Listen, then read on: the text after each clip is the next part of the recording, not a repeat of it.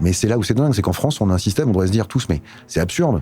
On devrait dire à tous ces dirigeants, au contraire, recrutez, créez de la valeur, développez votre entreprise, on va vous y aider et on va pas vous ennuyer avec de nouvelles taxes, de nouvelles charges, de nouveaux impôts, de nouvelles contraintes, etc., etc. On devrait au contraire libérer ça.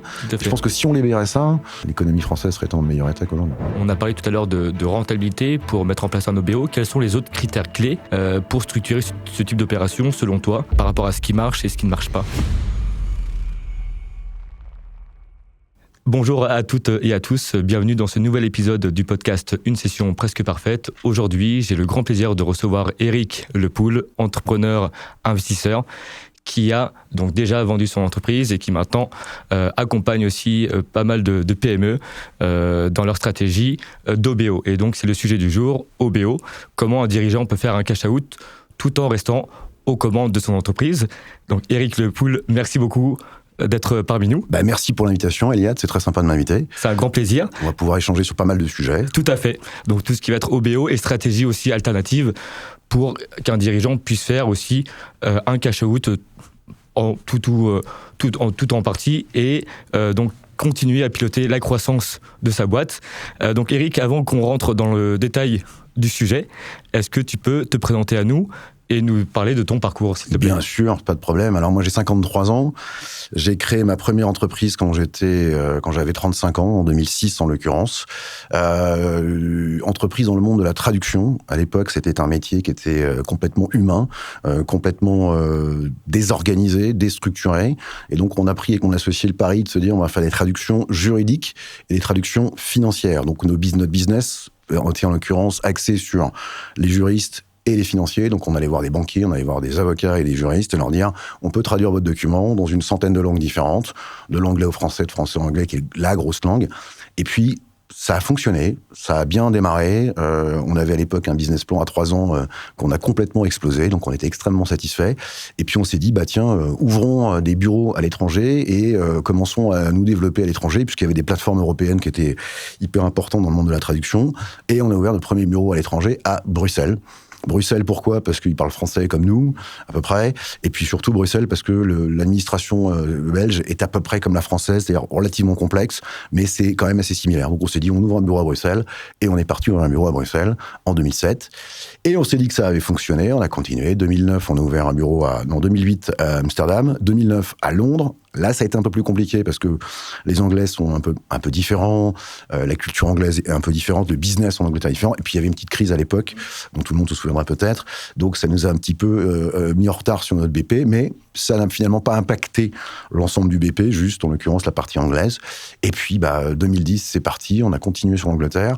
2010, on a ouvert à Genève, par opportunisme, on va dire.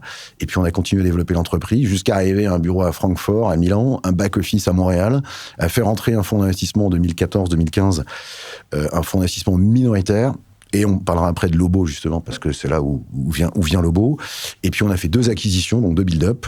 Et puis, on a revendu l'entreprise en 2018 avec 80 salariés, environ 18 millions d'euros de chiffre d'affaires. Et c'était une aventure extraordinaire, dont on parlera sûrement tout à l'heure. Merci beaucoup, donc super parcours, donc un parcours qui a débuté dans l'entrepreneuriat, et maintenant tu es passé de l'autre côté, on va dire, du côté investisseur. Obscur de la force, comme on dit souvent. Je suis maintenant j'ai, par obligation, parce que quand on vend son entreprise, on fait ce qu'on appelle le remploi, de l'import-cession, c'est un sujet un peu fiscal, je n'entrerai pas dans le détail, grosso modo, on a une possibilité d'économiser quelques euros d'impôts pour aller investir dans des startups, et quand on est entrepreneur, c'est un sujet extrêmement intéressant. Du coup, je me suis mis à investir dans une douzaine au début, de start-up. Alors évidemment, au démarrage, c'est un métier qu'on connaît absolument pas, que je connaissais absolument pas, qui est assez complexe. On se fait évidemment plumer, on se fait avoir de temps en temps, mais c'est passionnant parce qu'on accompagne des dirigeants, c'est passionnant parce qu'on rentre dans des sujets de business, et donc ça fait partie de mon métier aujourd'hui. Plus à côté, une activité. Alors j'ai 3 activités à côté, une activité de conseil. Donc je conseille des entrepreneurs sur le développement de leur entreprise, que ce soit des start-up ou des entreprises un peu plus grosses, sur des build-up, sur des sujets d'acquisition, sur des financements, sur du commercial et du marketing et de la finance. Et en même temps, je fais un peu de formation au sein du fonds d'investissement de la BNP, en l'occurrence, sur la négociation Harvard, qui est une forme de négociation qui est plutôt assez intéressante, sur des valeurs assez pertinentes. Et je m'occupe également de personnes âgées, voilà, pour essayer d'être un peu plus vaste et pas uniquement parler de business, c'est intéressant, mais il y a d'autres sujets dans la vie. Et donc voilà à peu près ce que je fais de ma vie. Et donc tu accompagnes maintenant à la fois des startups mais aussi des PME, c'est-à-dire quel ticket tu investis, de quelle manière tu les accompagnes pour les personnes qui nous écoutent et qui pourraient peut-être avoir potentiellement besoin de tes services? Alors, les tickets vont de 20 à 150, okay. Donc 1000 euros évidemment. Ils sont évidemment en fonction de l'entreprise, fonction du dirigeant. Faut pas se leurrer, dans une start-up en général ou dans une PME de petite taille, ce qui fait l'entreprise, c'est souvent le dirigeant. Tout à fait. Alors, c'est même essentiel que le dirigeant soit présent. N'oublions pas non plus que même si le dirigeant doit être présent, il faut qu'il y ait une équipe autour de lui. Parce que moi, je dis souvent à un dirigeant, si demain matin, tu te fais écraser par une voiture, par malchance, et que tu es donc alité pendant 6, 9, 12 mois, voire pire, que devient ton entreprise? Et ça, c'est la vraie question qu'il faut que les dirigeants se posent dans les PME. Dans les grands groupes, c'est très différent, parce que je pense qu'il y a une gouvernance organisée un peu différemment. Mais dans la PME, c'est que devient ma boîte demain si j'ai un accident? Parce que, et évidemment, si je veux la vendre, ça c'est un autre débat, mais qu'est-ce que demain devient entreprise si demain matin j'ai un problème? Et ça, c'est un sujet. Donc j'accompagne les dirigeants sur des thématiques un peu comme ça là également, sur l'organisation, la structuration d'un board, avec qui peut-on faire monter dans un board, qui peut-on faire monter dans un groupe de managers. Et j'insiste là-dessus, c'est hyper important pour moi, donner des BSPCE à vos cadres dirigeants et aux gens qui sont autour de vous, c'est vertueux, ça fonctionne extrêmement bien. On passe du statut de salarié au statut de salarié actionnaire, et franchement, ça donne une énergie de dingue, et ça apporte des équipes qui sont extraordinaires. Et je l'ai fait moi, donc à l'époque, quand j'ai fait mon Obo, et ça a fonctionné de façon extraordinaire également. Et c'est important que tu en parles, justement, de l'importance de la place du dirigeant au sein de sa structure, surtout pour les PME, et encore plus pour ce dont on va parler aujourd'hui, donc l'OBO, parce qu'au final, c'est le dirigeant qui permet de bien valoriser une telle opération, et c'est aussi la raison pour laquelle un OBO peut être mis en place. Donc déjà, pour la première question sur l'OBO, c'est quoi concrètement un OBO, et en quoi c'est intéressant justement pour un dirigeant qui envisage de le faire? Alors, un OBO, c'est un Owner by Out, c'est un mot anglais qui est pas très joli à dire. C'est grosso modo, on se vend sa boîte à soi-même, finalement, c'est un peu le principe. Et puis, en vendant sa boîte à soi-même, on a la chance de pouvoir aller chercher un morceau de dette. Et ce morceau de dette va permettre de faire ce qu'on appelle un cash-out et de récupérer un petit peu d'argent. Moi, je dis souvent à des dirigeants qui ont des entreprises qui performent et qui ont envie de les développer, c'est de dire, vous avez l'énergie, vous avez les idées, vous avez l'envie, vous avez les équipes. Faites un OBO, ça veut dire, grosso modo, pour résumer, vous prenez une petite part de la tarte qui est dans le four, que vous mettez de côté, et en cas de pépin, vous avez au moins sécurisé ce petit morceau, ce qui est extrêmement intéressant, vertueux.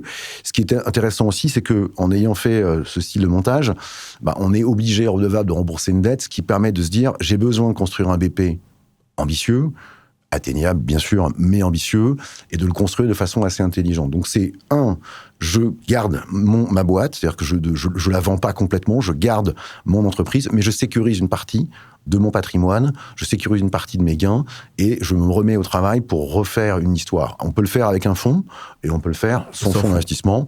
Ça dépend des gens. Moi, je trouve qu'avoir un fonds d'investissement alors, certains disent que c'est stressant. Moi, je trouve ça extrêmement vertueux, puisque ça permet au contraire de dire, quand on fait rentrer un fonds, alors, il y a des conditions parfois complexes, mais ça permet de se challenger. Après, quand on est dirigeant, on aime ou on n'aime pas être challengé. Si on n'aime pas être challengé, il n'y a pas de débat. Mais si on aime être challengé, c'est sympa d'avoir à sa table des gens de fonds d'investissement qui ont toujours cette envie de se dire qu'est-ce qu'on peut faire de mieux, différemment, pour grandir, pour devenir plus résilient et plus fort. Tout à fait. Voilà. Donc ça, c'est un peu l'idée de l'OBO, grosso modo. Mais juste pour préciser, avant que tu me poses la question suivante, l'OBO, c'est pas uniquement je prends de l'argent et je continue à avancer comme avant, c'est je m'engage évidemment sur un business plan ambitieux pour que la croissance me permette d'évidemment rembourser ma dette, évidemment c'est important, et puis de construire quelque chose de nouveau. C'est pas simplement donc il faut que la boîte soit rentable et qu'on ait un dirigeant qui ait envie. Tout à fait. De faire ça. Ça c'est primordial. Est-ce qu'il y a d'autres, avant qu'on rentre plus dans les détails justement de l'OBO et de ce mécanisme qui pour moi est très intéressant quand il est bien structuré, quelles sont les autres stratégies qui permettraient à un dirigeant de faire un cash-out ? Les stratégies qui permettent de faire un cash-out, alors tout dépend du montant du cash-out en l'occurrence. C'est vraiment c'est très subjectif, mais ce qui permet de faire un cash-out avant tout, c'est évidemment de servir du dividende. C'est la première des choses qu'un dirigeant doit évidemment penser. Pour faire du dividende, il faut faire un résultat positif. Il faut évidemment pas avoir de dette bancaire, parce qu'en général ça empêche justement de pouvoir servir du dividende. Mais quand on est solo entrepreneur, quand on a un associé, 2 associés et qu'on est seul au capital, le premier cash out qu'on peut faire, c'est évidemment du dividende. C'est un sujet intéressant.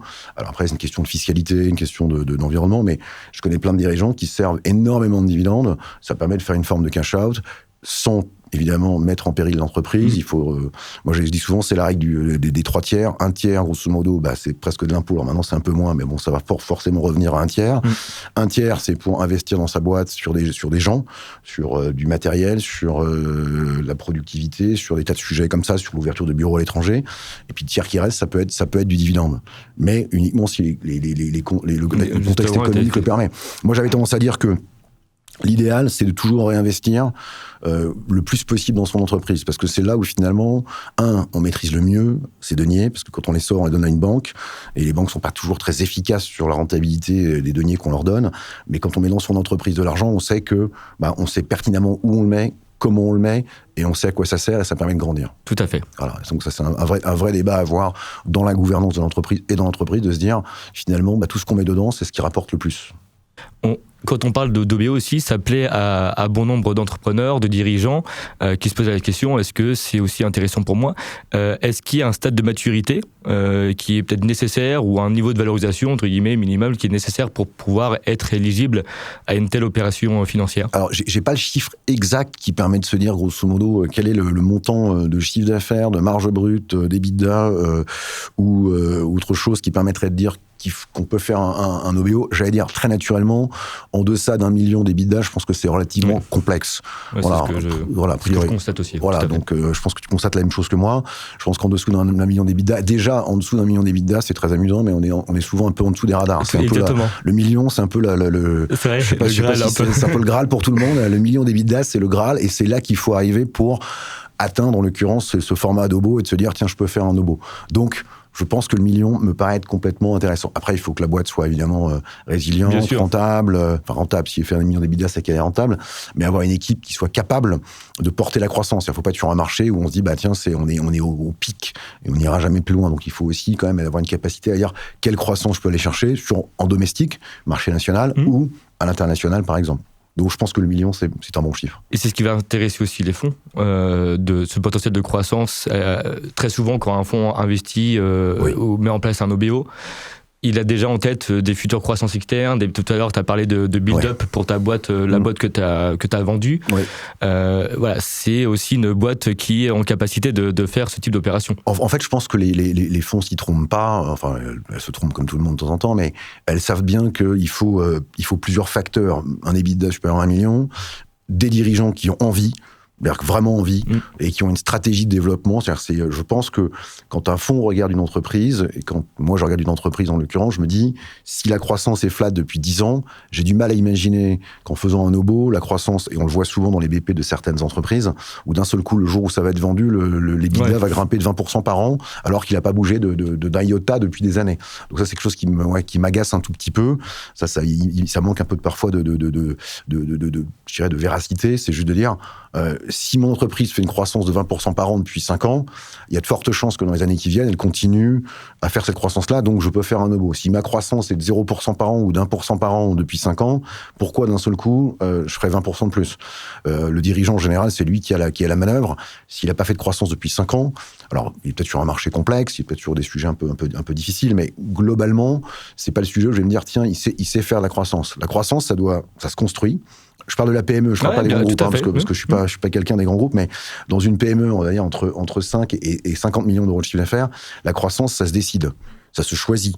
Est-ce qu'on met du marketing, est-ce qu'on met de la communication, est-ce qu'on met du commercial, est-ce qu'on va chercher de nouveaux marchés, est-ce qu'on va vendre plus à nos clients, faire un peu d'upselling, est-ce qu'on va faire du cross-selling avec nos clients, bref, ça se décide, ça se construit, et il faut le mettre en œuvre. Et c'est une mécanique. Et si cette mécanique n'existe pas, il est difficile d'imaginer que d'un seul coup, du jour au lendemain, parce qu'il y a un OBO, hop, ça va se mettre en route. Tout à fait. On est d'accord. C'est pour ça que ça ne correspond pas à tout type de profil. Non. Et que très souvent, de notre côté aussi, après tu me diras si tu partages ce constat aussi, les profils qu'on voit, c'est quarantenaires, cinquantenaires, qui ont encore l'envie de travailler, de s'impliquer davantage, mais qui veulent se dérisquer et sécuriser une partie de leur patrimoine, de le rendre liquide, on va dire.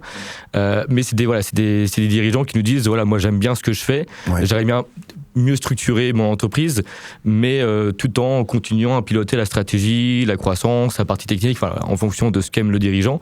Est-ce que c'est ce que tu constates ? Alors moi j'ai le sentiment, pour être dans des groupes d'entrepreneurs et un groupe d'exiteurs qui s'appelle Exiteurs en l'occurrence, on est à peu près 150 entrepreneurs, j'ai le sentiment qu'il y a des entrepreneurs qui sont pas de ma génération, qui sont plus jeunes, qui ont fait des exits beaucoup plus tôt, certains des obos, certains des exits purs et durs, et j'ai le sentiment que on est passé de 40-50 ans à peut-être 35-40 ans. Ouais. J'ai l'impression que la vitesse en fait de création d'entreprise et le développement va beaucoup plus vite qu'à une époque, et j'ai l'impression que il y a des entrepreneurs qui créent leur entreprise et qui 10 ans après la vendent pour faire autre chose, pour avoir une autre vie, parce que c'est aussi important, parce qu'entrepreneur, on le dit, on entend souvent des gens qui parlent des entrepreneurs, enfin des dirigeants du CAC, mais le CAC c'est 40 bonhommes versus tous les entrepreneurs en France. Et j'entendais une statistique récemment, c'était l'INSEE ou je sais plus quelle statistique, peut-être la Chambre de commerce ou du MEDEF, où la plupart des entrepreneurs gagnent 3, 4, 5 000 euros par mois maximum. Donc faut pas voir l'entrepreneur comme étant le Picsou qui est sur un tas d'or, qui est extrêmement riche. L'entrepreneur en général, c'est quelqu'un qui se bat tous les jours, qui se paye pas les premières années, qui a des difficultés en permanence, c'est des montagnes russes permanentes. Donc c'est pas très simple. Donc c'est vrai qu'aujourd'hui, certains qui ont réussi, j'ai le sentiment qu'ils veulent avoir une autre vie et ils veulent se consacrer. Moi, j'en connais quelques-uns en l'occurrence qui ont une quarantaine d'années, qui ont des enfants. Ils partent faire un tour du monde, ils partent faire autre chose. Ils ont une nouvelle vie, ils font de l'investissement, mais ils ont un temps qui est extrêmement différent du temps d'entreprise où on est, quand on est créateur, je parle du créateur, fondateur et qui développe son entreprise, on y est 6 jours sur 7, voire 7 sur 7 et on y pense 24/24, quoi. C'est à peu près l'idée. Donc ça implique quand même énormément d'efforts, énormément d'implication. Alors pour les dirigeants qui nous écouteraient, est-ce que tu peux nous expliquer un peu plus en détail comment ça se passe un OBO, le schéma typique, pour avoir une meilleure compréhension de ce schéma et de quelle manière aussi, quelles sont les étapes en fait concrètes d'un OBO? Alors, deux formats. Alors, déjà, qu'est-ce qui pousse un dirigeant à faire un OBO? On en a parlé tout à l'heure. Oui, tout à fait. Oui. C'est-à-dire, grosso modo, avant, je pense, de faire un cash-out, c'est quand même l'idée de se dire, je vais faire rentrer un partenaire financier, bancaire ou fonds d'investissement, et qui va me permettre, en l'occurrence, de faire un cash-out. Mais c'est pas la motivation pure et dure de dire, je vais prendre un maximum d'argent tout de suite, et puis si la boîte tombe après, c'est pas grave, j'aurais déjà pris mon argent. Donc, il faut avoir déjà une stratégie assez claire là-dessus. C'est je fais un OBO parce que je veux accélérer le développement de mon entreprise, je veux quand même sécuriser un peu de mon patrimoine, et c'est ça l'idée. Après, j'ai des partenaires autour de la table à qui je vais devoir rendre des comptes. Fonds d'investissement et banques, évidemment. Donc, on a des contraintes bancaires, on en parlera probablement après, qui sont quand même assez importantes. Une fois qu'on a fait l'opération, il faut évidemment pitcher devant tous ces gens-là pour dire, voilà mon entreprise, voilà ce qu'on fait aujourd'hui, voilà ce qu'on va faire dans 3 ans, voilà ce qu'on va faire dans 1 an, voilà ce qu'on va faire dans 2 ans, et voilà comment on va construire ensemble cette histoire, en fait. Pour qu'évidemment, tout le monde soit gagnant. Parce qu'il n'y a pas de perdant dans ce genre de sujet. Ou alors, c'est qu'il y a un problème.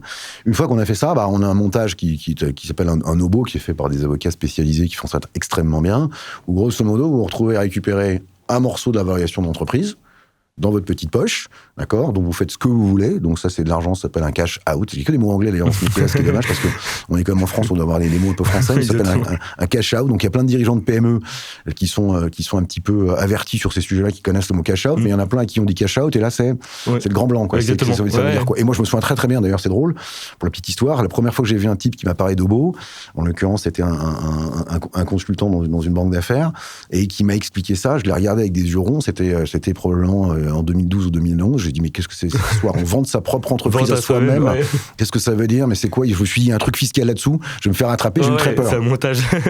Et puis après on en reparle avec d'autres gens et on s'aperçoit que c'est extrêmement classique et puis on finit par le faire. Donc, une fois qu'on a fait ça, on a à son capital, si on a pris un fonds d'investissement, on a à son capital un fonds d'investissement qui a récupéré une partie du capital en fonction du montant qu'on a cédé, en fonction de différents critères. On a une dette bancaire qui est venue sur une nouvelle entreprise qu'on a créée ensemble, mais qui est venue, en l'occurrence, se mettre sur la partie haute, qu'on doit évidemment, parce que la banque, il faut bien la rembourser, elle fait pas ça pour le plaisir, et donc du coup, on a son argent de côté. Et puis là, on réécrit une nouvelle histoire, et autour de la table, on a banquier, fonds d'investissement, et là, on repart sur un plan de développement, en général assez ambitieux, puisqu'évidemment, le but du jeu, c'est de se dire, il faut être ambitieux, donc il faut aller... alors moi, dans mon cas, c'était ouvrir des bureaux complémentaires à l'étranger qu'on n'avait pas, c'était faire 2 acquisitions, bref, c'était on est passé de... Entre l'entrée du fonds et la sortie du fonds, on est passé de 11 millions d'euros de chiffre d'affaires à 18 millions. Ouais. Voilà. Donc, c'est juste, il faut savoir que ça Ça fatigue un peu, ça demande pas mal d'énergie. Et puis moi, je suis peut-être pas fait pour ça non plus. En tout cas, ça demande beaucoup d'implication, beaucoup d'énergie. Mais par contre, c'est extrêmement palpitant. Parce que c'est vraiment le mot exact, c'est palpitant, ça donne une belle énergie, et puis on développe derrière son entreprise, et puis après, il suffit de continuer. Pourquoi pas en refaire un deuxième, un troisième? Moi, j'ai pas eu l'occasion d'en faire un deuxième, un troisième. Alors, à regret, et en même temps, finalement, quand j'ai vu l'évolution du contexte entre le Covid qui est arrivé après, moi j'ai vendu en 2018, Covid en 2020, et puis l'IA est arrivée sur le métier sur lequel j'étais moi après, il était évident que finalement, vendre était probablement un bon timing. J'avais pas envie d'anticiper tout ça, bien sûr, je suis pas voyant, mais c'était un bon timing et j'en suis fort heureux aujourd'hui. Et c'est là que tu te rends compte aussi de l'utilité d'avoir un fonds aussi à son capital, parce qu'il y a pas mal de dirigeants aussi qui sont un peu réticents à l'idée parfois de faire entrer un fonds parce qu'ils ont des idées préconçues ou fondées, mais toujours est-il qu'effectivement ils les voient comme étant des vautours entre guillemets, ou des gens qui sont là uniquement pour leur argent. Moi, j'ai effectivement un autre avis dessus, en sachant qu'en France, on a quand même énormément de partenaires financiers, et donc on a le choix. Et donc c'est pour ça que c'est important de structurer et de comprendre les motivations du dirigeant, son profil, pour pouvoir identifier le meilleur partenaire. Toi, est-ce que tu sens que ça t'a permis de t'ouvrir beaucoup d'opportunités? Est-ce que ça t'a été vraiment utile dans ton OBO, ou tu aurais pu le faire juste avec la banque? Non. Enfin, non. Oui, j'aurais pu le faire qu'avec la banque, a priori, parce qu'on avait une entreprise qui était rentable, avec une croissance, avec à 2 chiffres, avec des bureaux à l'étranger. Bref, on avait pas mal dérisqué. La banque, c'est très sympa, mais la banque, elle est absolument pas comme un fonds d'investissement. Le fonds d'investissement, vous allez le voir une fois par mois, une fois tous les 15 jours. C'est à la demande, vous l'appelez si c'est nécessaire. Vous avez une vraie relation de partenariat. C'est un associé, un fonds d'investissement. Le banquier, il n'est pas associé. Le fonds d'investissement, il est associé dans l'entreprise. Il fait partie de la vie de la boîte. Je pense que c'est extrêmement lié à la personnalité du dirigeant. Certains dirigeants ont envie, évidemment, d'être avec un fonds d'investissement parce qu'ils ont envie d'être challengés. Moi, j'avais un associé avec qui je m'entendais extrêmement bien, et on s'était dit, OK, on arrive à un moment où peut-être que notre compétence n'est pas assez développée, on n'est peut-être pas assez bon, et on s'est dit, si on prend un fonds, on va pas devenir meilleur, parce que c'est pas l'objectif, mais en tout cas, ils vont nous challenger. Ils vont nous poser des questions. Ils vont nous faire nous remettre en question sur des sujets de développement, sur des sujets d'accélération, sur des sujets informatiques, IT, sur des sujets digitaux, sur des sujets de production. Enfin, sur tous les sujets, ils arrivent avec une espèce de vision qui est assez vaste, assez large. Et en fait, il se crée une espèce de relation extrêmement sympathique, parce que alors évidemment, moi j'avais un fonds bienveillant, il y en a probablement qui sont bienveillants au début et qui le sont un peu moins après, mais ça c'est parce que ça se passe pas toujours très bien a priori. Mais si ça se passe bien et que vous délivrez et que vous êtes à peu près dans ce qu'on imaginait ensemble et ce qu'on a dessiné ensemble, ça se passe extrêmement bien. Et ça devient une relation de challenge. Alors après, je sais qu'il y a des gens qui me disent, mais moi je veux pas être challengé, j'ai mon entreprise, je suis très bien comme je suis. Dans ce cas-là, pas d'obo et restez en solo dans votre coin. Il n'y a aucun problème là-dessus, il n'y a pas de débat. Mais je trouve que faire entrer un fonds, alors c'est un vrai game changer. En tout cas, ça l'a été pour moi. Quand on le choisit bien, effectivement, c'est vrai qu'il faut prendre le temps de choisir le bon partenaire. Moi, pour info, j'en ai vu 12. Ouais, 12, ouais. Donc, j'ai beaucoup pitché devant des fonds. Et j'ai été rapidement conscient d'une chose, c'était les gens que je rencontrais qui m'importaient et non pas le fonds qu'ils représentaient. Alors après, il y a toujours le côté de se dire, peut-être prendre un fonds, prendre Ardian, c'est toujours, waouh, c'est toujours mieux, c'est fantastique, c'est un beau fonds. De l'image. Mais bon, déjà, Ardian ne s'intéresse pas aux PME, donc c'est déjà un peu tronqué comme histoire. Mais grosso modo, c'est les gens que vous rencontrez. Vous dites, est-ce que cette personne avec qui je discute, ou ces personnes, parce qu'ils viennent en général en nombre, avec qui je discute, est-ce que je vais pouvoir bosser avec eux pendant 4-5 ans, parce qu'on va se marier pendant 4-5 ans, et est-ce que je vais pouvoir bosser avec eux, est-ce qu'il y a un fit? Et là, très rapidement, en fait, vous apercevez que moi, sur les 12, rapidement, je me suis dit, il y en a 4 ou 5 que je mettrais bien dans un deuxième tour. Et puis, il y en a eu 3 parce qu'il fallait bien choisir 3. Et puis après, il n'y en a qu'un, parce qu'il y en a qu'un, en l'occurrence. Mais c'est vraiment la rencontre qui est importante. Parce que c'est eux qui vont vous porter, qui vont vous challenger, et qui vont, quand ça va pas, vous passez un coup de fil à un gars d'un fonds, un associé avec qui vous travaillez, une associée avec qui vous travaillez, et elle va vous remonter les bretelles, elle va vous secouer, vous poser les bonnes questions. Et en fait, c'est un vrai... J'appelle ça souvent, ce qui manque dans beaucoup d'entreprises aujourd'hui, des operating partners ou des sparring partners. Tout à fait. Pour moi, pour les dirigeants solo, aujourd'hui, et après on parlera peut-être d'une entreprise que j'ai créée récemment, avec des operating partners, ce que j'appellerais plutôt des sparring partners, pour les dirigeants, c'est extrêmement important en fait. Un sparring partner, c'est juste quelqu'un qui est qui vous challenge sur des tas de sujets, parce que quand vous êtes dirigeant, vous êtes souvent, même à deux, solo. Les questions, vous les posez entre vous, ou même quand vous êtes tout seul, vous les posez à vous-même, en l'occurrence. Alors parfois, vous avez des conseils autour de vous, mais avoir un sparring partner qui est un ancien dirigeant de boîte et qui connaît les étapes pour passer de 5 millions à 10 millions, de 10 à 15, de 15 à 20, etc., et qui connaît, qui a fait des erreurs, parce qu'on apprend beaucoup de ses erreurs, évidemment, c'est extrêmement passionnant. Ah, tout à fait. J'avais d'ailleurs fait un épisode justement sur le rôle de l'operating partner, parce que c'est vrai que pour moi, c'est devenu... aux États-Unis, c'est plutôt monnaie courante. Dès qu'un fonds investit, il place un operating partner dans la boîte, ou il y a des operating partners pour les fonds. Mais c'est vrai qu'en France, pour les PME, le dirigeant, il est très souvent seul. Ah oui. Et soit personne n'ose lui faire remonter les informations quand c'est nécessaire, ou il va les écouter, mais pas forcément peut-être de la bonne manière, et lui-même, il n'aura pas le temps de se poser aussi ce type de questions. Donc c'est bien d'avoir un regard extérieur de quelqu'un qui connaît justement ces problématiques de transformation, de croissance, d'hypercroissance, et de lui amener aussi parfois les bonnes réponses. Il n'est pas là pour faire le travail à la place du dirigeant, mais ça lui fait prendre conscience, je pense, des bonnes choses à... Quand on voit les grandes entreprises aujourd'hui, quand on voit les gens dans les ministères, ils ont 45 ou 50 ou 100 conseillers, beaucoup trop dans les ministères d'ailleurs, ce qui nous coûte beaucoup trop cher, mais en tout cas, ils ont toujours des conseillers, des gens qui sont qui connaissent des sujets, qui peuvent apporter une vision différente.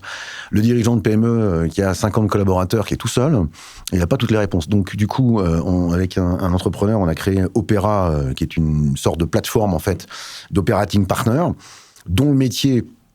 On est à peu près 50 aujourd'hui partenaires et qui on travaille, qui sont tous d'anciens dirigeants. Ça, c'est la clé du succès, à mon avis, elle est là. Et aujourd'hui, on a même pensé un moment à se dire, on ferait peut-être un espèce de ticket d'appel téléphonique, un forfait mensuel, où le dirigeant pourrait passer 3 heures au téléphone sur des thématiques super variées et dire, voilà, moi j'ai un problème là-dessus, tiens, je vous passe un coup de fil, une espèce de ligne verte, un 0800 grosso modo.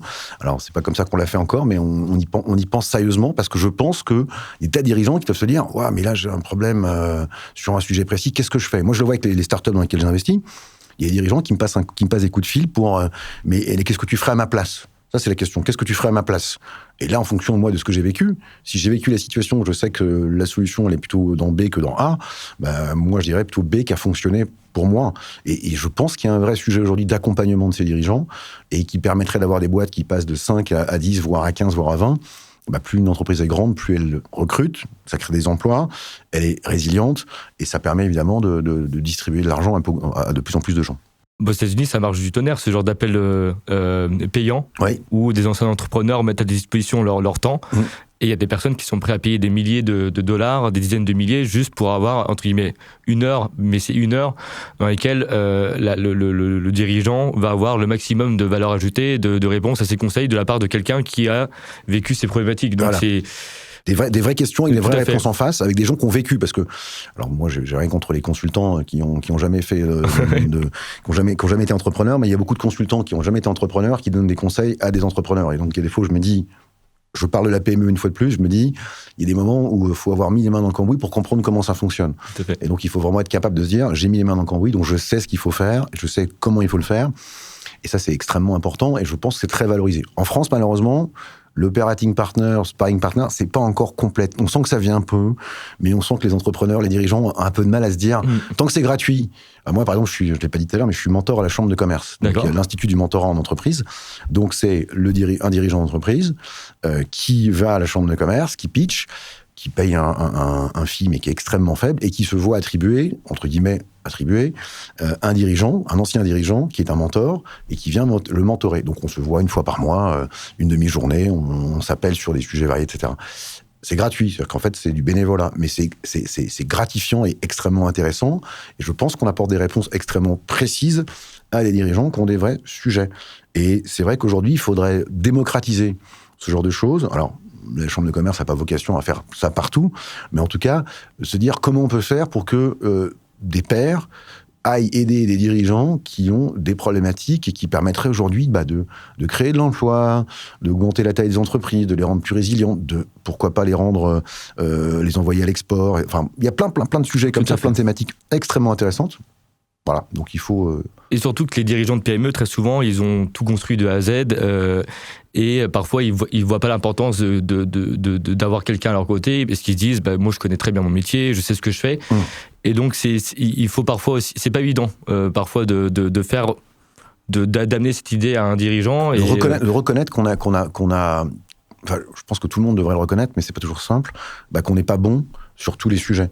Et donc reconnaître que ce qui fait la réussite d'une entreprise, que je dis souvent, c'est les équipes qu'on a autour de soi. C'est pas l'entrepreneur qui fait la réussite de son entreprise tout seul avec son petit couteau et qui va faire le job. C'est les gens qui sont autour de lui. C'est sa capacité à fédérer, sa capacité à avoir des gens meilleurs que lui sur plein de thématiques différentes. Et lui est juste un peu un chef d'orchestre qui va faire en sorte que tout se passe bien et que tous les rouages soient mis en œuvre. Évidemment, il a un rôle de boussole, d'emmener les gens là où il doit les emmener, avec un business plan, avec des idées, avec des choses comme ça. Mais c'est les équipes qui sont autour de soi qui font que ça fonctionne. Mais on n'est pas omniscient, on ne connaît pas tout, on a des qualités, mais on a surtout beaucoup de défauts. Et il faut les accepter et se faire aider par les autres. Et ça fonctionne extrêmement bien. Tout à fait. Alors Eric, pour les dirigeants qui nous écoutent, on a parlé tout à l'heure de rentabilité pour mettre en place un OBO. Quels sont les autres critères clés pour structurer ce type d'opération, selon toi, et par rapport à ce qui marche et ce qui ne marche pas? Alors, un des critères clés, je pense, on en a parlé tout à l'heure, c'est les équipes autour de soi. Parce que, à partir du moment où tu fais rentrer un fonds, une banque, ils ont besoin de se rassurer aussi. Typiquement, c'est l'exemple de tout à l'heure qui n'est pas forcément très sympa, mais un matin, tu te fais renverser par une voiture et tu es dans une chaise roulante, et voire même pire, pendant des mois et des mois. Il est évident que les gens qui ont investi, les fonds, la banque, etc., ils vont se dire, OK, comment la boîte, elle fonctionne, comment l'entreprise fonctionne. Donc, la première chose que font les fonds, en tout cas, moi, c'est ce qu'ils m'avaient demandé à l'époque. Ils m'avaient demandé, il faudrait que tu recrutes un DAF et une DRH. Parce qu'à l'époque, DAF et DRH, on s'en occupait avec mon associé. Bref, on faisait un peu de tout. On avait des managers commerciaux, production, etc. Mais pas de DAF, pas de DRH. Donc ça, c'est un des points clés, c'est de structurer son équipe de management pour être sûr et certain qu'on ait vraiment des gens autour de soi capables de tenir la boîte. Moi, c'était un peu mon sujet, c'est de me dire, le matin, il m'arrive un truc, est-ce que la boîte, elle tient? Même si, inconsciemment, par ego probablement démesuré, je me disais, si demain matin, il m'arrive un truc, je suis pas sûr que la boîte, elle tienne. Mais bon, ça se permet de se rassurer aussi un petit peu. Mais en tout cas, voilà, je suis persuadé que la boîte aurait très bien fonctionné sans moi, et au contraire, peut-être même mieux. Mais en tout cas, c'est pas le cas. Donc ça, c'est un des critères, c'est une équipe de management. Et puis derrière, c'est un plan de développement, un business plan. Alors, un business plan, ça fait souvent des chiffres qu'on aligne. Je me souviens de discussion avec notamment une auditrice qui était géniale, que j'adore, qui me dit, mais Eric, votre business plan, il est pas tellement ambitieux, vous pourriez faire beaucoup mieux. Et je me souviens avoir dit, oui, mais alors, vous les mettez sur Excel et vous tirez des lignes. Moi, je recrute les gens, je les motive, je les forme, je les remotive, je les reforme, et derrière, il faut continuer comme ça pendant des mois et des mois. Donc, c'est pas tirer des lignes. Mais bon, c'était plutôt fort sympathique, et ça fait partie du jeu, du challenge. Et c'est assez drôle parce que du coup, dans les BP, parfois, on a l'impression que les gens se disent, OK, je vais tirer des lignes.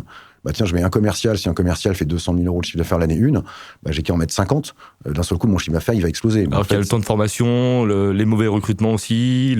Si je te disais le nombre de gens que j'ai recrutés dans ma vie d'entrepreneur, je pense que j'en serais à des presque au milliers de gens recrutés. Quoi. C'est un truc de dingue. Et puis, il y a plusieurs choses. Il y a ceux qu'on recrute, qui font pas le job. Il y a ceux qu'on recrute, qui sont pas bien dans l'entreprise. Il y a ceux qu'on recrute où le mariage se passe pas bien. Il y a des tas de façons de voir les choses. Donc, et quand on parle souvent de séparer de salariés, j'entends parfois des gens dire ça, c'est partie de la vie de l'entreprise, en fait. Une entreprise, c'est comme une équipe. Dans une équipe de football, alors moi, je suis pas footballeur, mais quand je vois une équipe de football, si d'un seul coup, le gardien de but, il regarde pas l'endroit d'où vient le ballon, il y a de fortes chances qu'il prenne un but, et que ses coéquipiers disent, t'es bien gentil, mais tu vas aller faire autre chose, tu vas te mettre sur le banc de touche, tu vas prendre un café, et puis on va mettre un gardien de but. Donc, une entreprise, c'est une équipe, et tout le monde est garant de ce que les autres font, et doit évidemment faire son job correctement pour être sûr que l'entreprise gagne. C'est ça le vrai sujet. J'ai pas eu je pense ta question, je pense que j'ai un peu dérivé. Non, justement, au contraire, ça fait partie pour moi des critères aussi importants, et on les sous-estime aussi. On pense très souvent à des critères financiers aussi, mais pas assez aux effectifs, à la structure même de l'entreprise. On oublie souvent des choses, c'est que mettre des chiffres, c'est bien, c'est une bonne chose, faire un BP, c'est toujours joli, toujours chouette, mais c'est comment on recrute, comment on motive, ça c'est extrêmement important, et comment on garde les gens. le fameux sujet du moment, comment on garde les gens dans des équipes, comment on les fait rêver à une histoire. Et moi, je dis souvent aux dirigeants, moi j'avais l'habitude dans ma boîte de faire des kick-offs, donc des séminaires pour faire plus simple, mais pas des séminaires boulot, des séminaires où on s'amusait. Donc, on est allé conduire des chars à Budapest, on est allé... oui, pas mal. On est monté sur les toits de Stockholm, en l'occurrence en plein hiver, faire la balade, on a fait du baltrap en Irlande, on a fait du quad à Marrakech, on a fait plein de choses comme ça. On a fait des descentes de nuit dans les montagnes, à Chamonix en l'occurrence. On a fait plein de choses comme ça. Et en fait, c'était marrant, ça crée une espèce de vie. Alors, c'est peut-être un peu... je ne sais pas comment trouver le mot exact. Ça crée une vie en dehors de l'entreprise. Ça crée quelque chose. En fait, l'entreprise, c'est pas uniquement je viens, je pointe, je pars. C'est quelle histoire je peux raconter. Dans quelle histoire je peux emmener les équipes et comment je peux faire en sorte que tout le monde se dise « Waouh !» je bosse pas pour gagner mon salaire tous les mois, ce qui est une chose, l'argent est important, mais qu'est-ce que je peux faire derrière et qu'est-ce que j'ai dans cette boîte qui me permet de me dire waouh, il se passe des choses. Et on avait dans la salle, on faisait passer les entretiens, enfin les différentes salles, dans les différents bureaux, on avait toujours des panels de photos de tous les kick-offs qu'on faisait, donc avec les soirées, les chameaux, les dromadaires, Stockholm, Budapest, etc. Et les gens arrivaient dans la salle, on disait, mais c'est quoi toutes ces photos? On expliquait, on disait voilà, c'est ce qu'on fait 2 fois par an. Alors évidemment, ça demande un petit peu d'argent, évidemment, mais c'est un investissement qui vaut le coup, à mon avis. Et donc, tout le monde dit, ouais, mais c'est génial. Et donc, on n'est plus dans une entreprise où on se dit, on est là pour vendre du logiciel X ou un service Y. On est là, évidemment, pour ça. Mais il y a aussi quelque chose. Ça dégage quelque chose. Et ça, c'est extrêmement important. Donc, j'en reviens à Lobo, de se dire, quand on construit ce genre de choses, un point clé, de mon point de vue, c'est d'arriver à faire entrer aussi des managers sous un format de BSPCE. Donc, BSPCE, on pourra expliquer après ce que c'est, mais grosso modo, c'est comme une action qu'on ne paye pas. Et de se dire, grosso modo, le collaborateur qui a des BSPCE, il rentre sur une valeur à X, d'accord, il paye 0 et il sort sur une valeur à Y. Dans mon cas, moi, ils ont fait quasiment x3 en 3 ans de temps. Donc, ils ont mis 0. Et le jour de l'exercice des BSPCE, ils ont juste à payer le jour même ce qu'ils n'ont pas payé quand ils ont acheté. Et puis, ils empochent la différence, grosso modo. Et donc, quand on fait les BSPCE à 100, 200, 300 000 euros, quand on fait un x3, et qu'on a 200 000, on fait 600 000, donc on empoche 400 000 euros dans sa petite poche. C'est quand même extrêmement vertueux, et ça permet d'avoir une équipe autour de soi. Il faut accepter que la gouvernance change un peu, parce que quand on propose des BSPCE, on veut avoir des gens qui soient dynamiques, capables, parce que c'est souvent le cas, et moi c'était un exercice que je faisais souvent, c'était de dire à des dirigeants, enfin aux équipes de managers, ok, demain matin, vous êtes directeur général, vous prenez la direction de la boîte, qu'est-ce que vous faites? Donc on a fait quelques séminaires comme ça avec les managers, les six managers qu'on avait, et c'était, qu'est-ce que vous faites demain? Des mises en contexte qui permettent aux personnes de se projeter aussi sur tout ça. Ils se projettent, mais surtout ils ont des idées géniales. Ouais. Elles ont, parce que c'était quasiment que des filles, mais c'était que des filles parce que c'était le cas dans mon entreprise. Il y avait un garçon, il y avait plein de filles et garçons, mais dans l'équipe de management en l'occurrence. Et en l'occurrence, les idées sont extraordinaires. En fait, il faut laisser les gens apporter des idées et pas se dire que on a l'idée, les autres sont juste là pour bosser, quoi. Et ça, c'est extrêmement important d'écouter les idées des autres. Qu'est-ce que tu ferais toi à ma place? Comment tu ferais? Alors pas tous les jours, c'est pas l'objectif, mais sur des cas comme ça, c'est extrêmement vertueux et ça permet de créer des chantiers nouveaux et de faire des choses extraordinaires. Et c'est ce qui donne aussi aux collaborateurs de rester, parce que quand elles se sentent écoutées, et qu'elles peuvent exprimer leurs idées et qu'on les met en avant, pas juste écouter et dire ok, juste pour se dire j'ai pris l'idée mais j'en fais rien. Ouais. C'est très important. Ouais. Il y a la partie financière aussi qui est attractive, mais maintenant je pense que on a besoin de trouver un sens aussi dans ce que fait, dans ce qu'on fait, et de trouver un plaisir aussi quotidien d'aller travailler. Ah oui, c'est pas uniquement, alors d'aucuns diraient c'est uniquement pour la rémunération, je vais juste au bureau de 8h à 17h. Il y a autre chose, il faut construire autre chose, il faut voir le travail comme étant un sujet d'épanouissement. Alors voilà, je pense que le terme épanouissement au travail, il y a plein de gens qui vont faire des choses bizarres après, qui vont nous insulter sur les réseaux sociaux, mais c'est vrai, on y passe 5 jours sur 7 à peu près, grosso modo. Il faut s'épanouir, il faut s'éclater, il faut trouver des choses intéressantes à faire, apprendre, changer, évoluer, créer de la valeur. Tout ça, c'est extrêmement important. Et avoir un environnement de travail qui soit positif. Alors, on a parlé de critères de rentabilité. Il y a tout ce qui va être qui touche à l'humain, donc les effectifs, avoir une bonne structure, une bonne gouvernance. Est-ce que tu vois d'autres critères, le secteur, des critères un peu plus liés aux revenus, de chiffre d'affaires récurrent? Et quels sont les autres critères vraiment clés qu'il faut prendre en compte pour pouvoir faire un OBO? Alors, Alors déjà, c'est la capacité à aller chercher à l'intérieur de la croissance, et comment on va chercher de la croissance, quels moyens on met en œuvre. Et je pense que tout est quasiment sur ce sujet-là, en fait.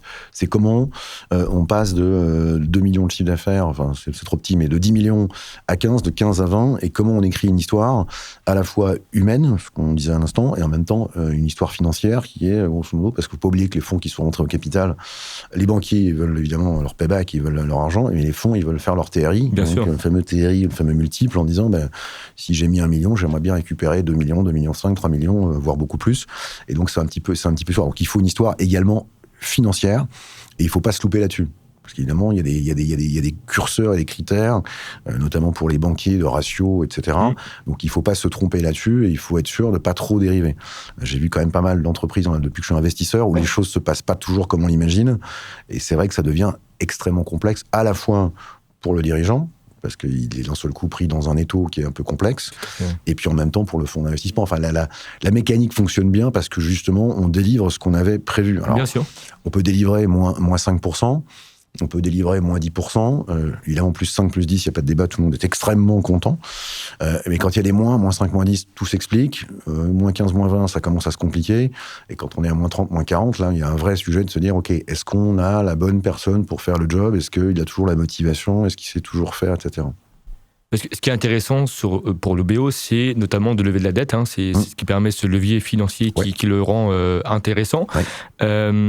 Comment on détermine le bon niveau de dette, le bon montant de dette à lever?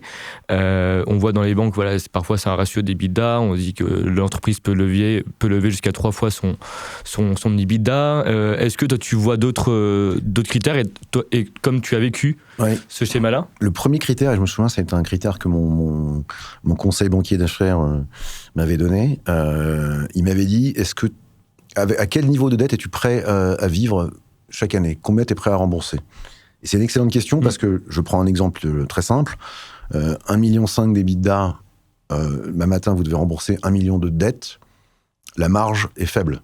300 000, faut pas se planter. Même si le BP dit que l'année suivante, on doit faire 1,7 million, 2 millions et jusqu'à 5 ou 6. Mais en cas de tempête, c'est ça qu'il faut voir, c'est beaucoup d'argent à rembourser tous les ans. Donc, il faut se dire à quel niveau de dette on est prêt à se dire « Ok, il y a un risque qui est faible ». Moi, j'ai tendance à dire que on prend les l'EBITDA, on en prend la moitié en remboursement de dette, voire un peu moins, et je pense que c'est assez sécure. Donc, si on a 1,5 million d'EBITDA et qu'on rembourse 700 000 euros de dette par an, moi, je peux vivre avec ça. Parce que théoriquement, je dis bien théoriquement, avec le BP qu'on construit, chaque année, l'EBITDA grimpe. D'accord? Donc finalement, le 1,5 million doit devenir 1,7 million, puis 2, puis 3. Donc théoriquement, ça passe bien. Mais il faut se dire, et moi j'aime bien faire des scénarios un petit peu comme ça, craqués, c'est, admettons que l'EBITDA ne fasse pas plus, mais fasse moins. Donc on passe de 1,5 million à 1,3 million, puis 1,2 million. C'est là où ça commence à se tendre un tout petit peu. Donc il faut arriver à vivre avec cette dette-là. Et je pense que l'entrepreneur peut largement comprendre cette notion de se dire, j'ai un EBITDA X, je suis prêt à rembourser X divisé par 2, divisé par 3, et pourquoi pas divisé par 5 s'il le souhaite. Mais dans ce cas-là, évidemment, le cash-out est un peu différent, et le fonctionnement de l'OBO est un peu différent également. Si vous dites, voilà, j'ai 1,5 million d'EBITDA, je suis prêt à rembourser 50 000 euros de dette, il est évident que vous n'allez pas faire un cash-out extraordinaire. Donc il y a ça aussi, il faut accepter cette espèce de ratio entre EBITDA et dette. C'est pour ça que la question est très pertinente, et nous aussi on la pose, parce que ceux qui n'ont pas encore fait d'OBO, ou quand on leur parle d'OBO, ils se disent ouais, mais vous endettez une entreprise, vous allez la faire couler sous le poids de la dette. Non, c'est pour ça que c'est très important de demander directement aux dirigeants à quel point est-ce que tu es prêt à mettre ton bras à couper, de pouvoir rembourser, on va dire, cette dette. Et là, c'est le dirigeant au final qui est le plus à même parfois de dire combien il est prêt à rembourser. Je pense que c'est la meilleure question à lui poser, en fait, c'est-à-dire combien es-tu prêt tous les ans à rembourser par rapport à l'habitat que tu as aujourd'hui. Si tu es prêt à rembourser, alors après il faut aussi le guider, c'est en l'occurrence ton job et celui des banques d'affaires, que dire grosso modo, ok, n'allez pas vous mettre une dette qui représente 90% de votre EBITDA. Ça passera pas auprès des banques, et puis deuxièmement, c'est extrêmement risqué. Donc il faut trouver l'espèce de juste curseur. Souvent les gens qui en parlent et qui disent on va faire couler la boîte, c'est des gens qui ne connaissent pas la mécanique en fait.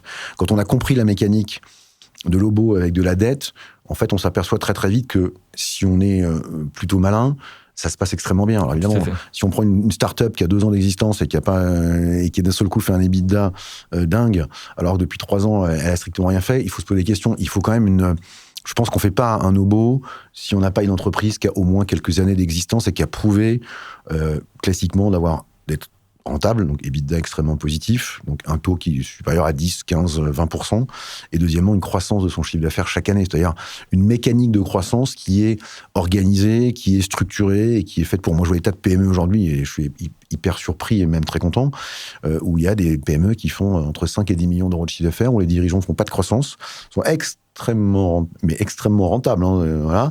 Et on leur pose la question, je leur dis, mais pourquoi vous ne faites pas de croissance? En fait, ils me répondent, ils me disent simplement, j'ai pas besoin.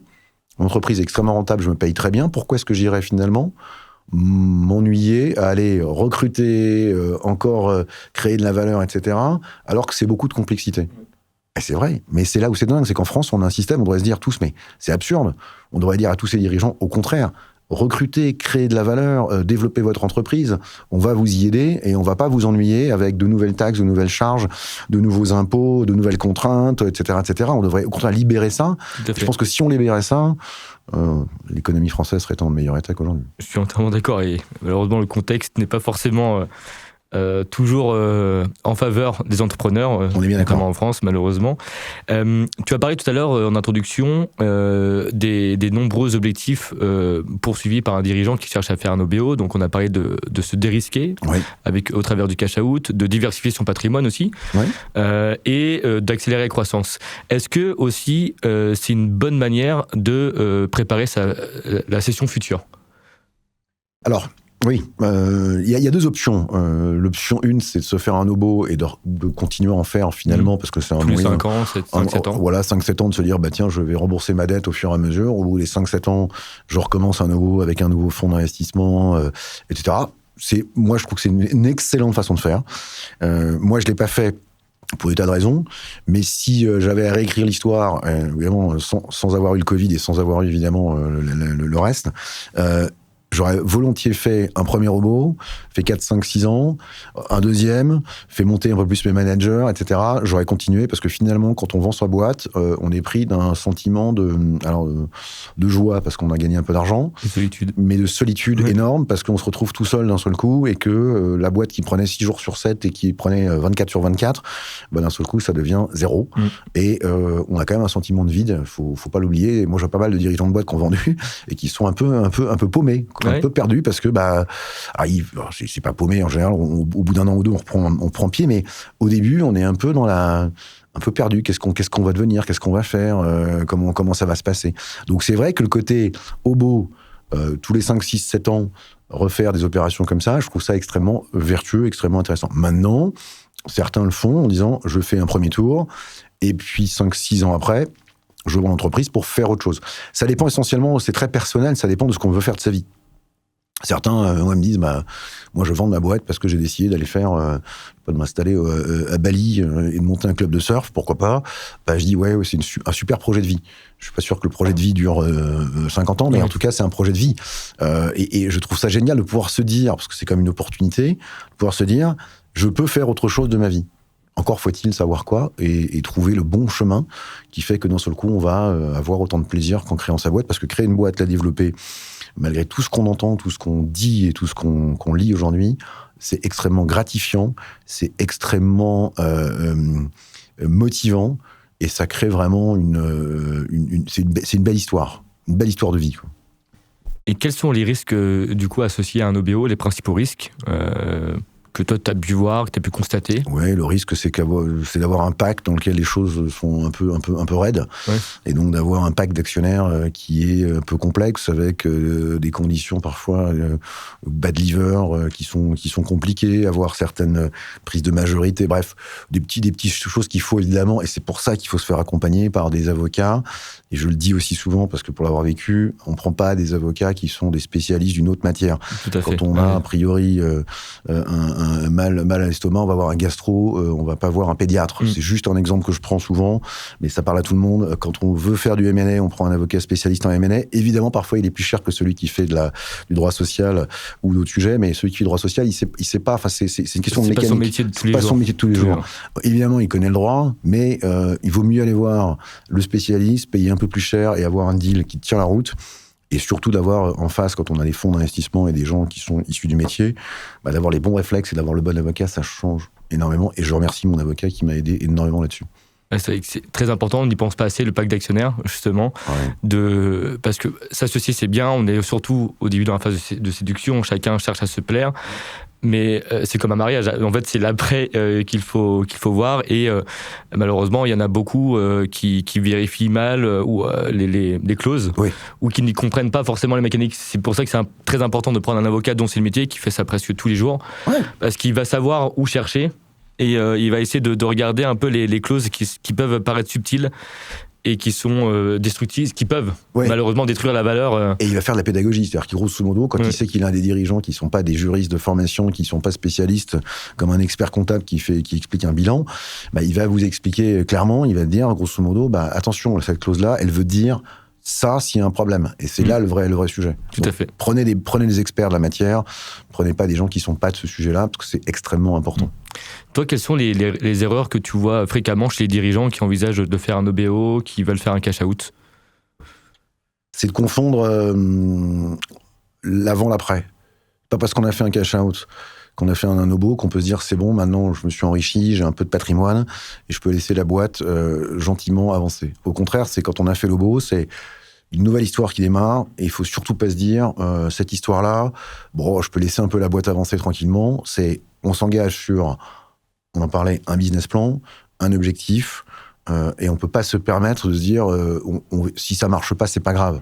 C'est un vrai engagement, vis-à-vis de soi-même, c'est quand même assez important, et vis-à-vis en fait du tour de table qu'on a, c'est-à-dire les fonds d'investissement, alors les banquiers un petit peu moins, parce qu'ils sont moins impliqués, mais en tout cas c'est un vrai sujet de se dire, je peux pas avoir fait mon OBO et me dire, je vais laisser la boîte avancer tranquillement après parce que j'ai pris un peu d'argent. Donc il faut être dans une stratégie, et c'est pour ça que souvent les fonds n'aiment pas les gens, les dirigeants qui font qui font des cash-out trop importants, parce qu'ils savent pertinemment que la motivation derrière, c'est ce que je dis souvent sur les earn-out aussi, quand on vend sa boîte, si on veut que le dirigeant accompagne un certain temps, pas uniquement 3 mois, histoire de faire le SAV, mais un certain temps, il faut mettre de l'earn-out, parce qu'on sait très bien qu'un dirigeant à qui on dit tu vas nous accompagner pendant 18 mois suite à la session, parce que tu as des compétences qu'on n'a pas forcément, il est évident que si au bout de 3 mois, ça se passe pas bien, pour des tas de raisons, c'est un peu compliqué. S'il n'y a pas d'earn-out, il va dire ok, merci, au revoir, bonne journée, et puis je vous laisse vous débrouiller avec ma boîte. S'il y a un earn-out et qu'il sait que derrière, il doit toucher encore 30 à 40% de ce qu'il aurait dû toucher au début, ça remet la balance au milieu, en fait. Tout à fait. Voilà. Et malheureusement, c'est une fois de plus une question d'argent, mais c'est ce qui fait que ça fonctionne aussi. Donc il ne faut pas oublier ça. C'est quand on a fait un OBO, on a un objectif et il faut s'y tenir. Avec l'ici, on peut refaire le monde, mais toi, qu'est-ce que tu aurais fait différemment quand tu as fait ton propre OBO sur ta boîte ? C'est une excellente question. Qu'est-ce que j'aurais fait différemment ? J'aurais peut-être été plus ambitieux. Probablement plus ambitieux, plus de croissance externe. Je parle pas parce que quand on connaît l'après, avec notamment le Covid et l'IA, on se dit pas finalement. On se dit finalement c'était pas si mal. mais en réalité, si j'oublie ces deux sujets et ces deux problèmes qu'on a rencontrés, s'il y avait clairement aujourd'hui, je pense que j'aurais été plus ambitieux sur les build-up. Donc racheter plus d'entreprises, on en a racheté 2, mais on rachetait plus en l'occurrence, et plus ambitieux sur l'international, c'est-à-dire au lieu de rester européen, même si on avait un back-office canadien, j'aurais été peut-être plus aux États-Unis, plus en Asie, de façon à voir plus grand. J'aurais peut-être vu plus grand, mais à l'époque j'avais des petits yeux, donc je voyais pas bien clair, donc j'ai fait ce que j'ai pu avec ce que j'avais. T'as parlé aussi donc tu parles beaucoup de l'après parce que c'est très important. Ouais. Comment un dirigeant peut optimiser ensuite la gestion de son patrimoine, notamment son cash-out, une fois l'opération faite ? Alors là, c'est le grand trou noir, puisqu'on se retrouve avec de l'argent, on se retrouve avec des banquiers privés qui appellent pour dire vous avez des sous à placer, j'ai l'impression. Qui ont vu le communiqué sur Safe News ou autre. Voilà, ils épluchent les communiqués. Et là, c'est alors pour des gens qui sont pas avertis forcément de ces sujets-là, parce qu'on n'est pas toujours avertis de ces sujets-là, on se retrouve dans une situation. Alors il faut faire du remploi, donc réinvestir sur des startups. Alors là, c'est la croix et la bannière, c'est l'enfer parce qu'on ne sait pas où on va. Alors il y a des tas de leveurs de fonds qui appellent, des groupes de leveurs de fonds qui appellent et qui proposent des entreprises. On n'est pas Enfin, c'est un métier, hein, investir, c'est un vrai métier. Hein. Les fonds d'investissement, ça va vraiment faire des choses. Investir, c'est jamais évident. On sait jamais sur qui on tombe, comment ça va se passer, etc. Donc là, une partie de cet argent-là, il est investi en disant pourvu que ça se passe bien. Le reste, c'est des banques privées. Et avec des bonnes, moins bonnes surprises, avec en fait finalement on sait pas où on va, on sait pas ce qu'on fait, donc on a l'impression que voilà, il y a une banque qui vient vous voir, elle s'appelle R, B ou je ne sais quoi, je vais pas y citer, et puis derrière vous dites ok, ils ont l'air bien, ils ont pignon sur rue, donc c'est une banque privée, vous êtes reçu dans des jolis salons, vous dites tenez hop, voilà mes sous, et puis après on s'aperçoit que tout n'est pas aussi rose, que les profils qui vous font remplir sont jamais d'une grande clarté. Donc du coup, d'un seul coup, il y a beaucoup de frais. On s'aperçoit que quand la bourse baisse, eh ben vous prenez 100% de la baisse, mais quand la bourse monte, vous prenez pas 100% de la hausse et vous leur posez la question, mais comment ça se fait? Et là, ils vous disent, oui, mais parce que, vous comprenez, on a des stratégies un peu diversifiées. Donc bref, vous avez quand même le sentiment un petit peu parfois d'être un peu le dindon de la farce. Donc, si j'avais à refaire mon histoire de sortie, j'aurais mis quasiment 80% de mon patrimoine sur des fonds d'investissement, dans des fonds d'investissement. En l'occurrence, j'aurais investi dans des fonds. Alors, c'est un peu de risque, voire beaucoup de risque. C'est des temps longs, parce que c'est 5, 6, 7, 8 ans. Par contre, en termes de rentabilité, c'est ce qui rapporte le plus aujourd'hui dans toutes les classes d'actifs. Alors après, je suis pas dans les cryptos, j'y connais rien. J'ai un fils qui fait de la gestion de crypto, qui a 18 ans. Je comprends pas ce qu'il fait, mais en tout cas, ça a l'air de bien marcher. Il s'éclate avec ça. Mais c'est pas mon sujet à moi, parce que je comprends pas très bien sur quoi, à quoi c'est lié, comment ça fonctionne. Mais bon, c'est plutôt une question de génération. Mais en tout cas, aujourd'hui, j'essaie d'orienter au maximum vers des fonds d'investissement. Alors, il faut un certain niveau d'argent pour mettre dans des fonds d'investissement. Mais il y a des fonds aujourd'hui qui acceptent des tickets qui sont relativement bas. Et objectivement, c'est ce qui fonctionne le mieux. Mais comme me disait ma grand-mère, on ne met pas tous son œuf dans le même panier, donc on fait attention, donc j'en ai dans les banques privées, etc. Mais c'est un vrai sujet. Et franchement, c'est un vrai sujet de plein d'exiteurs, de plein d'entrepreneurs qui ont vendu leur boîte, de se dire derrière, on a tous perdu de l'argent, on a tous mal géré, il n'y a pas une solution qui fonctionne bien aujourd'hui, et elle n'est pas évidente. Alors Eric, on arrive quasiment au terme de ce superbe échange. Pour terminer, quel conseil tu donnerais à un dirigeant qui chercherait à faire un OBO, mais qui il ne sait pas comment s'y prendre? L'épisode était bourré de conseils, mais si tu devais résumer cet échange en quelques conseils, ce seraient lesquels? Alors, la première question qu'il doit se poser, c'est la raison de l'OBO, est-ce que c'est la bonne? Est-ce que c'est sécuriser son patrimoine? Et est-ce que c'est sécuriser son patrimoine plus faire de la croissance dans son entreprise? Moi, je pense qu'il faut les deux impérativement. J'ai envie de sécuriser, mais j'ai surtout envie de continuer parce que je sais que je peux faire plus 10, plus 15, plus 30% par an pendant les 5 ans qui viennent. Ça, c'est la première question. La deuxième chose, c'est comment s'y prendre. Moi, je pense qu'il y a beaucoup de gens, comme toi, Eliade, qui font ce genre de métier et qui peuvent conseiller les dirigeants de boîte. Et moi, en tant qu'entrepreneur, je peux conseiller les dirigeants de boîte aussi. C'est pas mon métier de banquier, je suis pas banquier d'affaires. Mais en tout cas, je peux accompagner les dirigeants sur la méthode, la façon, et est-ce que leur entreprise, aujourd'hui, elle est éligible. Donc, il y a l'éligibilité, évidemment, au début, c'est de se dire, est-ce que mon EBITDA, est-ce que mon chiffre d'affaires, est-ce que ma croissance prouve que oui, je peux faire. Donc, on en a parlé tout à l'heure. C'est simple, c'est au moins 1 million d'EBITDA et puis une croissance annuelle qui permet de dire, OK, on sait que cet entrepreneur pourra continuer à faire de la croissance. Mais je crois qu'il faut vraiment se faire conseiller. Je pense qu'avant tout, on peut se mettre autour d'une table. L'envie, c'est une chose. Une fois que j'ai envie, je sais que ça existe, je me fais conseiller et donc je me mets dans les mains de quelqu'un qui va m'accompagner sur avec un fonds, sans fonds, avec une banque, etc. Quelle banque, quel fonds, je vais faire un mémo, une histoire.